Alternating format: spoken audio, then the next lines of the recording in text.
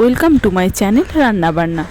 চলো আজ দেখি নিরামিষ ডালিয়ার খিচুড়ি কিভাবে বানাই। নিরামিষ ডালিয়ার খিচুড়ি বানানোর জন্য প্রথমে আমরা সমস্ত সবজিগুলোকে কেটে ভালো করে ধুয়ে নিয়েছি এবং গ্যাসের মধ্যে আমরা প্রেসার কুকারের মধ্যে বড় 1 গ্লাস পরিমাণ জল দিয়ে দিয়েছি এবং এক সাইডে আমরা 1 কাপ ডালিয়া এবং পরিমাণ মতো সেই পরিমাণে 1 কাপ ডাল নিয়ে নিয়েছি। তোমরা যে কোনো ডাল দিতে পারো, আবার 2 রকমের ডাল দিয়েও তোমরা খিচুড়িটা বানাতে পারো। আমরা এখানে 1 রকমেরই ডাল ইউজ করেছি এবং সেটাকে ভালো করে ধুয়ে সেটা প্রেসার কুকারের মধ্যে আমরা সেটা দিয়ে দেব এবং দিয়ে দেওয়ার পর সমস্ত কেটে রাখা সবজিগুলো আমরা একে একে সেটার মধ্যে দিয়ে দিলাম।